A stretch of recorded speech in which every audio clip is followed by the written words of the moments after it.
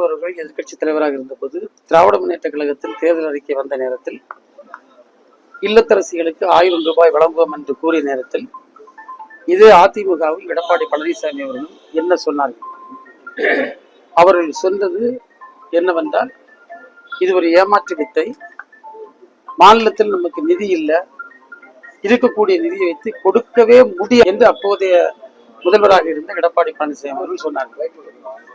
நாங்க ஆட்சி அமைத்து நம்முடைய மாண்பு முதல்வர் அவர்கள் 1,30,00,000க்கும் மேற்பட்ட இல்லத்தரசிகளுக்கு அந்த திட்டத்தை வழங்கி ஒரு அற்புதமான திட்டம் என்ற பெயரை பெற்றிருக்கின்றார். இந்த நேரத்தில் எங்க அறிக்கையில் நாங்க என்ன சொல்ல போறோன்னு அவங்க பார்க்கல. அதை பார்க்காம அவசர அவசரமாக ஏதோ சொல்ல வேண்டும் என்பதற்காக அவர் கூறியிருக்கிறார். நான் 2 கேள்விகளை முன்வைக்கிறேன். ஒன்று, நீங்க கொடுக்க சமயம் இது கொடுக்கவே முடியாது, ஆட்சி நடத்த சமயம் நிதி இல்லைன்னு சொன்னீங்க. அப்ப நாங்க கொடுத்துருக்கோம். இப்போ மாநில நிதி சரியாக இருக்கிறது என்று நம்பித்தானே நீங்க 2000 கொடுப்பேன்னு அறிவிக்குது. மாநில நிதி சரியாக இருக்கிறது என்ற நம்பிக்கை உங்களுக்கு வந்திருக்கிறது. உண்மையிலே நான் பாராட்டுதான்.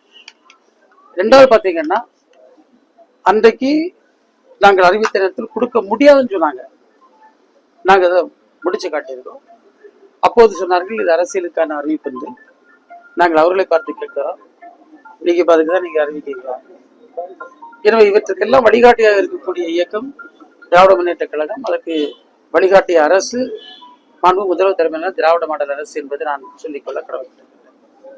கூட்டணியில் இருக்கக்கூடிய காங்கிரஸ் கட்சி தொடர்ந்து கூட்டணி சம்பந்தமான சர்ச்சை வந்துட்டே இருக்கு.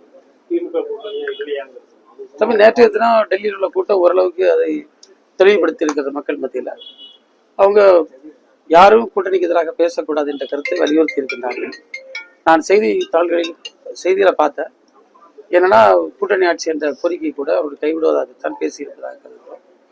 எது வந்தாலும் நம்முடைய மாண்பு முதல்வர் அவர்கள் கூட்டணி கட்சிகளை சுமூகமாக பேசி வழிநடத்தக்கூடிய ஆற்றல் உள்ளவர். அவர் வழிநடத்தி கொண்டிருக்கின்றார். வருகின்ற காலகட்டங்களில் அவர் சிறப்பாக கூட்டணி கட்சிகளை வழிநடத்துவார்.